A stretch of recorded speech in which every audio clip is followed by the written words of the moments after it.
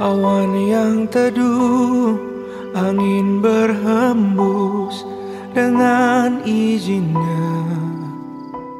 Halo, assalamualaikum warahmatullahi wabarakatuh. Nama saya Bahal Siregar, saya Etoser UIN Jakarta, angkatan 2014. Alhamdulillah hari ini saya juga sudah melanjutkan S2 saya di Universitas Indonesia, jurusan Kajian Timur Tengah.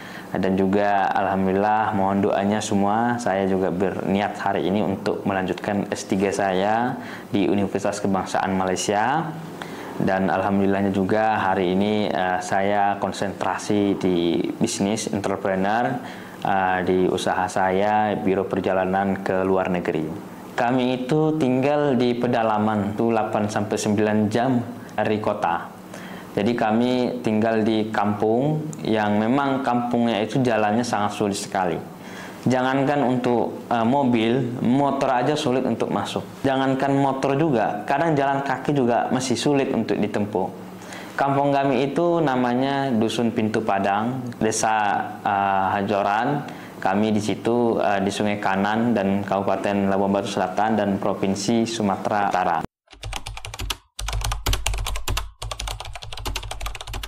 Ada satu hal yang menjadikan saya pada saat ini adalah tekad orang tua saya. Orang tua saya berpikir bagaimana anak saya ini sukses. Anak saya ini harus pendidikannya tinggi. Saya bercita-cita ingin kuliah di Jakarta pada saat itu. Namun pada saat di masa sekolah saya, mau nggak mau saya kerja sampingan selama masa sekolah. Saya pernah kerja menjadi servis elektronik. Jadi ada servis TV, servis kulkas, mesin cuci. Wah, itu saya jago dulu. Saya pernah kerja di bengkel, ya. Di bengkel otomotif. Kamu bayangkan anak SMA yang sekolah kelas 2 itu kerja bengkel, ya. Yang nggak pernah tahu seperti apa belajarnya. Tapi saya di situ belajar bagaimana saya nambal ban, saya ganti oli, saya bongkar mesin, saya ganti spare part dan sebagainya. Dan alhamdulillahnya setelah saya kerja di situ sampai setahun 2 tahun, hasil dari kerja saya tabung. Saya tabung satu hari berapa, 10.000, 15.000. Saya tabung untuk apa? Untuk biaya saya kuliah. Orang tua saya diberikan sakit kurang lebih 7 bulan. Sakitnya, batuknya berdarah. Nah itu udah nggak bisa kerja. Saya harus memilih antara mau netap di kampung jagain orang tua atau mau melanjutkan cita-cita yang sudah saya dambakan, yaitu kuliah. Pada akhirnya apa? Saya memutuskan, ya udah, saya tinggal di sini, saya nggak akan kuliah. Tapi inilah hebatnya orang tua saya. Dia bilang apa? Dia bukan, yaudah terima kasih, bukan. Apa yang dikatakan? Kalau kamu nggak kuliah, saya lebih baik mati. Kalau kau nggak kuliah, mendingan nggak usah di sini. Nah, saya tertampar di situ. Saya rencana niat saya baik, menjaga orang tua, saya bekerja, menafkahi dan sebagainya. Tetapi ketika saya sampaikan itu, saya nggak diterima. Dan disupport oleh abang saya, ya udah kamu kuliah. Saya dikasih 300.000 yang ternyata itu sebagai bentuk modal dari orang tua. Karena dia merasa anaknya ini dari dulu tidak ada dikasih uang. Sekarang udah mau kuliah, nggak juga dikasih uang pesanan seperti itu kan. Biasalah orang tua seperti itu. Saya nggak terima. Oh nggak usah. 300.000-nya disimpan aja buat beli beras, beli gas dan sebagainya. Tapi orang tua saya nggak mau. Pada akhirnya saya belah itu 300.000. 150.000 saya tinggalin, 150.000 saya ambil. Sebagai bentuk, ya udahlah orang tua sudah memberikan, saya ambil. Itu adalah modal utama saya ke Jakarta.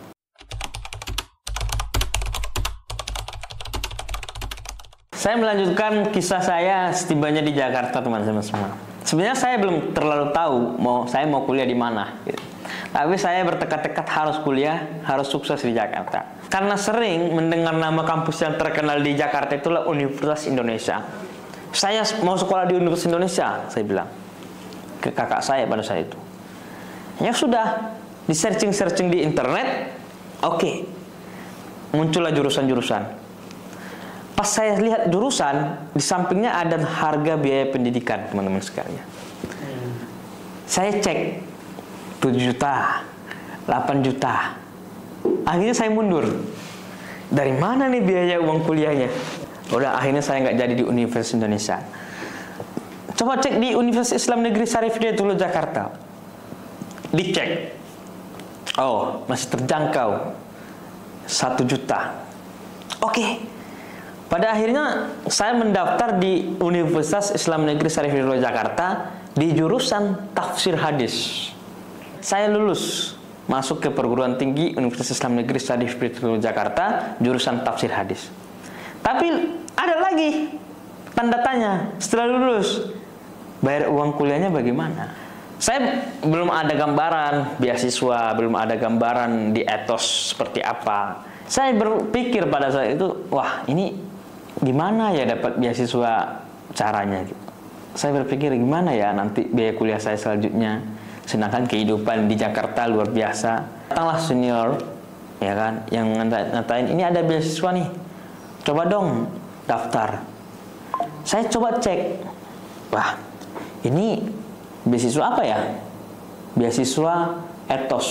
Pertama yang harus saya lihat adalah syaratnya. Bersedia di asrama. Ini berpikir saya langsung jauh nih. Kalau di asrama, berarti saya harus terkekang dong. Saya nggak daftar. Saya berpikir asrama itu dulu seperti di pondok pesantren, gitu ya. Yang harus jam 4 subuh harus sudah bangun, ya kan? Tidur jam 1 malam. Jadi saya berpikir, wah saya nggak akan bisa nih bekerja, saya nggak akan bisa nih berorganisasi, saya nggak akan bisa ketemu orang, buka relasi. Ya udahlah, saya nggak usah daftar. H-1 sebelum penutupan pendaftaran, saya dipaksa untuk mendaftar. Akhirnya saya daftar, urus berkas-berkas. Saya urus berkas-berkas dengan bukan keinginan yang saya harus lulus, enggak. Yang penting udahlah disuruh saya daftar lah. Akhirnya saya daftar teman-teman. Bahkan ketika wawancara sekalipun, ini masih ingat sekali ya, Mas Eko pada saat itu yang wawancara saya di Etos, ya waktu itu di Zaidain.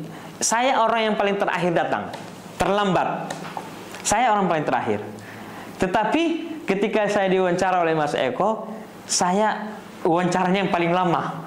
Bahkan bercerita bagaimana proses saya datang ke Jakarta, proses saya kehidupan saya di kampung, kehidupan orang tua saya, motivasi saya bercerita di situ di depan Mas Eko. Saya ceritain semuanya. Saya nggak berpikir ini akan lulus gitu. Ternyata memang nggak lulus teman-teman semuanya. Benar kan? Jadi saya berharapnya memang tidak lulus. Ya waktu itu tidak lulus. Diinformasiin 10 orang yang lulus, nama saya tidak ada di sana. Ya sudah, karena saya berharapnya tidak, yaudahlah, nggak apa-apa. Ya udah santai aja, nggak merasa sedih dan sebagainya. Ya udahlah, cari yang lain lagi seperti itu. Tapi teman-teman semua, saya sering berjalan, saya mulai kebingungan. Wah, ini biaya hidup di Jakarta ternyata mahal ya. Saya harus ngapain ya? Dan di saat itu teman-teman, saya mendapatkan telepon dari pengurus ataupun pembina yang di Etos UIN Jakarta. Dia telepon bilang gini, Bahal, ini ada satu orang yang mengundurkan diri. Jadi kamu lulus ya. Saat itu saya langsung senang dan berterima kasih dan bersujud kepada Allah Subhanahu wa taala, teman-teman. Setelah beasiswa kuliah, ada hal yang terpenting yang harus saya jalani pada saat itu adalah aktif berorganisasi. Saya membaca beberapa buku tokoh-tokoh hebat yang ada di Indonesia, bahwa mereka memiliki riwayat pernah berorganisasi, aktif di organisasi apapun itu. Nah, saya pada saat itu aktif di organisasi PMII, yaitu Pergerakan Mahasiswa Islam Indonesia. Saya ditempa di sana, diajarkan di sana. Jadi sinkronisasi pembinaan saya di Etos itu ternyata menambah wawasan saya untuk saya terapkan di PMII tersebut. Saya aktif di sana, saya dikader di sana. Kenapa? Organisasi adalah sebagai jalan untuk menunjang karir, untuk menunjang politik, untuk menunjang bisnis dan sebagainya. Kita belajar di sana sebagai aktivis. Itu sangat luar biasa sekali. Alhamdulillah, saya proses kaderisasi di organisasi. Saya menjadi ketua menjadi wakil HMJ Tafsir Hadis. Setelah itu saya mencalonkan lagi sebagai gubernur, sebagai presiden mahasiswa Fakultas Usuluddin. Alhamdulillah juga menang pada saat itu. Dan pada saat itu saya aktif berorganisasi, dan di beasiswa Etos ID saya juga aktif, dan kuliah saya selesai di tahun 2019 pada saat itu. Alhamdulillah lulus, dan walaupun ngaret 1 tahun, tapi perkuliahan saya lancar dan alhamdulillah sukses.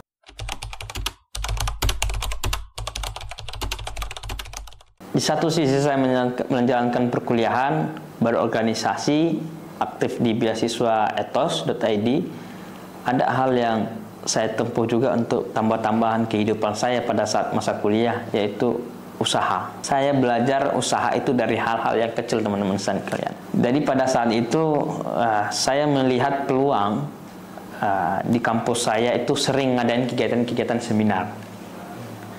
Jadi BEM jurusan apa, ataupun saya waktu itu menjabat, saya sering mengadakan kegiatan. Saya melihat peluang yang dibutuhkan apa sih? Yang dibutuhkan itu adalah plakat dan bingkai. Waktu itu belum zaman nih, teman-teman semua, masalah WhatsApp, Instagram belum. Waktu itu masih menggunakan SMS. Ya, walaupun ada WhatsApp masih sebagian. Nah, saya keliling dari kampus A, B, C, dari fakultas A, B, C untuk apa? Untuk melihat mading-mading apa sih, seminar apa sih yang akan dilaksanakan. Setelah itu saya ambil kontaknya, saya tawarkan bingkai. Bayangkan teman-teman semua, saya cari tempat pembelian bingkai yang paling besar, saya beli harga yang murah, saya jual dengan harga di bawah teman-teman beli di fotokopi. Itu usaha saya yang pertama di kampus. Saya jual itu. Dan alhamdulillahnya setiap ada acara-acara, orang pesannya ke saya, "Mas, antar dong 5 bingkai ke sekretariat. Mas, antar dong ke HMJ ini 5. Bayangkan teman-teman semua. Saya belajar dari situ dulu. Nah, di satu sisi lagi saya belajar bisnis menjual baju. Ya, saya beli dari Tanah Abang, saya jual ke teman-teman, itu kredit, itu bisa 2 kali bayar gitu ya. Jadi bayar pertama 50, besoknya 50.000 lagi. Dari hal-hal yang seperti itu. Nah, hingga pada akhirnya saya belajar ikut sama orang, sama senior di travel. Tapi pada saat itu adalah travel domestik. Nah, saya sampingan untuk menjadi tour leader pada saat itu, teman-teman semua. Saya di sana ikut menjadi seorang tour leader. Saya senang, ya kan, bahagia, kok rasanya senang. Karena apa? Karena ketemu dengan orang-orang yang baru. Ketemu orang-orang yang baru, ketemu bercerita banyak hal, dan yang terpenting adalah suka jalan-jalan. Nah, inilah awal mula gimana saya bisa bisnis di Biro Perjalanan Travel Mahakam Travel, teman-teman semua. Berawal dari senang jalan-jalan, ya akhirnya saya memilih untuk berbisnis usaha Biro Perjalanan ke luar negeri, travel. Dulu saya ikut travel orang di domestik sebagai tour leader, tapi saya lihat peluang, saya bikin travel sendiri. Namanya Mahakam Travel. Mahakam Travel adalah biro perjalanan ke luar negeri, 3 negara, Singapura, Malaysia, dan Thailand, dengan paket yang sangat murah. 5 juta sudah bisa berkeliling ke 3 negara, Singapura, Malaysia, dan Thailand, dan juga sudah mendapatkan segala fasilitasnya, dari tiket pesawat pulang pergi, makan 3 kali sehari, hotelnya bintang 3 dan 4, dan juga segala tiket wisata sudah difasilitasi oleh kami. Bayangkan, itulah bisnis yang kami jalankan yang sekarang. Butuh perjalanan yang sangat berliku-liku, jatuh bangun sudah saya lalui, untuk bagaimana Mahakam Travel bisa konsisten hingga sejauh ini. Alhamdulillah, berkat konsisten kita, berkat semangat kita, alhamdulillah Mahakam Travel memberangkatkan 400 orang setiap bulannya, atau 10 bus minimal dalam setiap bulan untuk liburan ke luar negeri.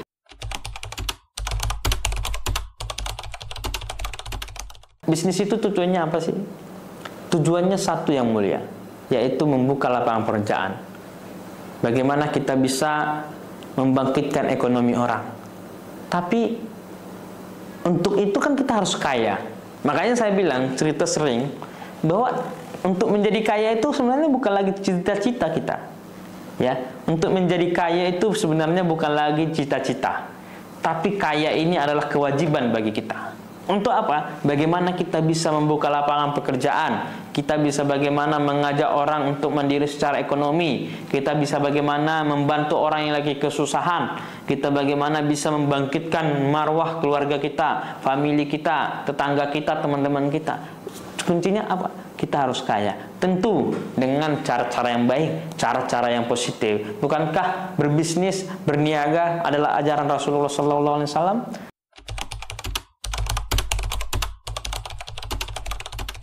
Akhirnya alhamdulillah sekarang memiliki 35 karyawan dan juga memiliki perwakilan 5 provinsi yang ada di Indonesia, di Medan, Surabaya, Jogja, Palembang, dan juga Lampung. Dan pusatnya ada di Jakarta. Dan alhamdulillah mohon doanya bisnis Mahakam Travel selalu melejit dan kita akan ekspansi. Kita akan buka rute-rute yang baru, liburan ke Eropa, liburan ke Korea Selatan, ke Jepang, China, dan juga kita akan buka umroh teman-teman semuanya. Mohon doanya bagaimana Mahakam Travel terus melejit, bisa membuka lapangan pekerjaan, bisa membuat orang bahagia dengan liburan ke luar negeri hanya murah dengan paket yang sangat murah.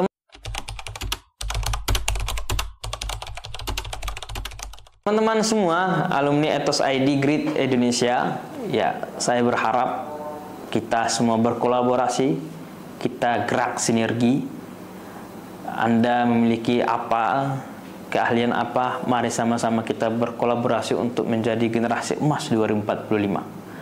Kita hari ini akan menjadi penentu, kita akan menjadi pemimpin, kita ingin muncul tokoh-tokoh hebat dari Ethos ID.